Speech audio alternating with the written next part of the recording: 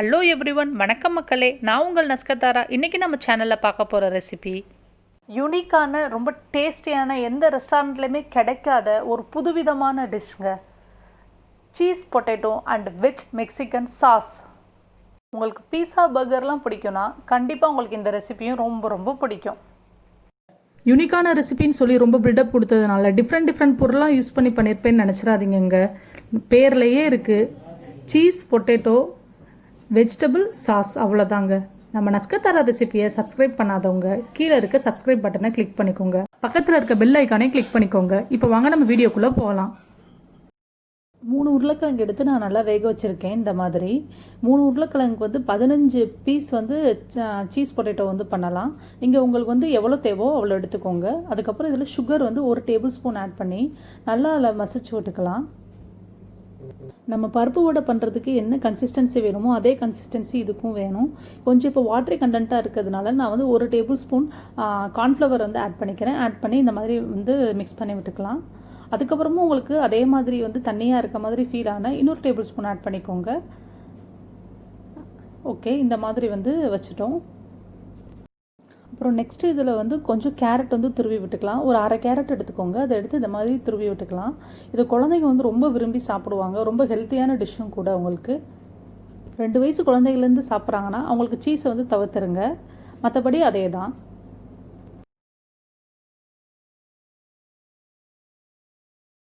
நான் mozzarella cheese எடுத்திருக்கேன். அதை இந்த மாதிரி துருவிக்கலாம். நெக்ஸ்ட் நம்ம பொட்டேட்டோவோ இந்த மாதிரி பால்ஸ் பிடிச்சி இதுக்குள்ளே நம்ம சீஸை ஸ்டஃப் பண்ண போகிறோம்.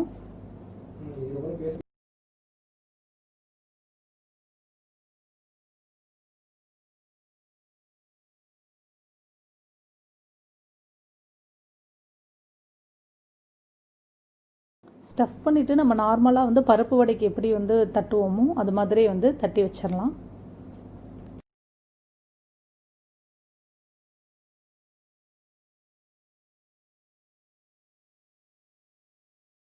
நெக்ஸ்ட்டு 1 டேபிள் ஸ்பூன் கார்ன்ஃப்ளவர் எடுத்துகிட்டு அதை இந்த மாதிரி ஸ்ப்ரெட் பண்ணி விட்டுட்டு நம்ம சீஸ் பொட்டேட்டோ வெட்டாகாமல் இருக்கிறதுக்காக இந்த மாதிரி நல்லா ஸ்ப்ரெட் பண்ணி எடுத்துக்கலாம்.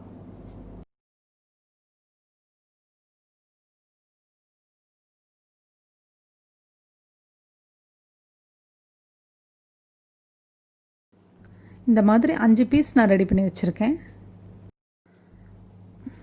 தவாவில் ஒரு 3 டேபிள் ஸ்பூன் ஆயில் விட்டுக்கோங்க.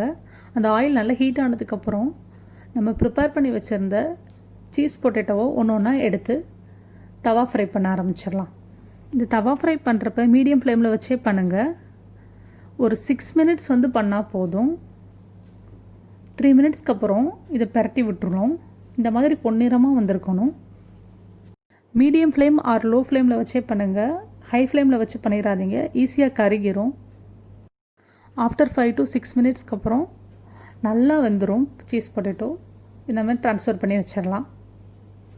இப்போ நெக்ஸ்ட்டு நம்ம வெஜ் மெக்சிகன் சாஸ் எப்படி பண்ணுறதுன்னு பார்க்க போகிறோம். ஒரு மீடியம் சைஸ் கேப்சிகமை குட்டி குட்டியாக சாப் பண்ணி வச்சுக்கோங்க. நான் கொஞ்சம் கலர்ஃபுல்லாக இருக்கணுங்கிறதுக்காக 3 கலர் கேப்சிகம் யூஸ் பண்ணியிருக்கேன். இந்த மாதிரி சாப் பண்ணி வச்சாச்சு. நெக்ஸ்ட்டு ஒரு பெரிய வெங்காயத்தை குட்டி குட்டியாக சாப் பண்ணி வச்சுக்கோங்க. ஹாஃப் கேரட்டை குட்டி குட்டியாக சாப் பண்ணி எடுத்து வச்சுக்கலாம். நம்ம தவா ஃப்ரை பண்ணோம் இல்லையா, அதுலேயே மீது இருக்க ஆயில்லையே நம்ம இந்த சாஸையும் பண்ணி முடிச்சிடலாம். ஸோ ஃபஸ்ட்டு ஆனியன் போட்டுட்டு நல்லா அது வதங்கினதுக்கப்புறம் கேரட் ஆட் பண்ணிக்கணும். அதுவும் நல்லா வதங்கினதுக்கப்புறம் எடுத்து வச்சுருந்த கேப்சிகமையும் ஆட் பண்ணிவிட்டு நல்லா சாட் பண்ணி விட்டுக்கலாம்.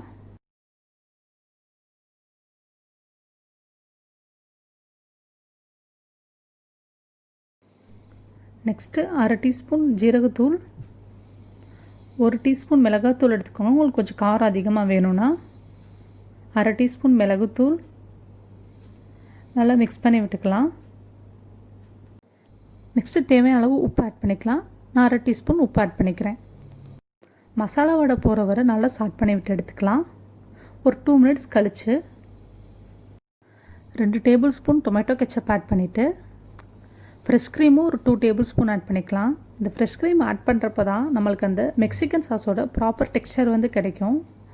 ஃப்ரெஷ் க்ரீம்னா ஒன்றும் இல்லைங்க, நம்ம டெய்லி பால் காய்ச்சுவோம் பார்த்தீங்களா, அப்போ பாலேடு வரும்ல, அது மிக்சியில் நல்லா அடித்து கிடைக்கிறது தான் ஃப்ரெஷ் க்ரீமுங்க. இதை நல்லா மிக்ஸ் பண்ணி விட்டுக்கலாம். திக் கன்சிஸ்டன்சி ஃபார்முக்கு இப்போ வந்துருச்சு. ஒரு 2 டேபிள் ஸ்பூன் தண்ணி ஆட் பண்ணிவிட்டு கொஞ்சம் ஓகேயாக இருக்குது கன்சிஸ்டன்சி அளவுக்கு மிக்ஸ் பண்ணிவிட்டு எடுத்துக்கலாம். அவ்வளோதான், ரொம்ப ரொம்ப சிம்பிளான வெஜ் மெக்சிகன் சாஸ் ரெடி ஆயிடுச்சு. எப்படி இது நம்ம கொஞ்சம் சவுத் இந்தியன் ஸ்டைல்லையும் ப்ளஸ் காண்டினென்டல் ஸ்டைலும் மிக்ஸ் ஆகி கிடைக்கிது பார்த்தீங்களா? அதுதான் இதோட ஸ்பெஷாலிட்டியே.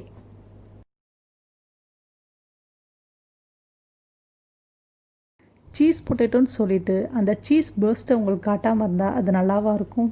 நீங்களே பாருங்கங்க எவ்வளோ சூப்பராக சீஸியாக இருக்குன்னு. நீங்கள் வெறுமனையாகவும் சீஸ் பொட்டேட்டோ மட்டும் கூட சாப்பிட்லாம். பட் இந்த சீஸ் பொட்டேட்டோவை அந்த மெக்சிகன் சாஸோட டிப் பண்ணி சாப்பிட்றப்ப அந்த டேஸ்ட்டே வேறு லெவலில் இருக்குங்க. அதனால தான் நான் இதை பண்ணதே மெயினாக. இப்போ இதை நம்ம சாப்பிட்றதுக்கு வேறு ஒரு பவுலில் ட்ரான்ஸ்ஃபர் பண்ணிடலாம். ஃபஸ்ட்டு வெஜ் மெக்சிகன் சாஸை நல்லா ஸ்ப்ரெட் பண்ணி விட்டுக்கலாம். நெக்ஸ்ட் சீஸ் பொட்டேட்டோவை ஆட் பண்ணிவிட்டு அதுக்கு மேலே வெஜ் மெக்சிகன் சாஸை ஸ்ப்ரெட் பண்ணி விட்டுறலாம். கார்னிஷிங்காக கேப்சிகம் ஆட் பண்ணால் ஆட் பண்ணிக்கோங்க, அது உங்களோட விருப்பம்தான். அவ்வளோதான், ரெடி ஆயிடுச்சு.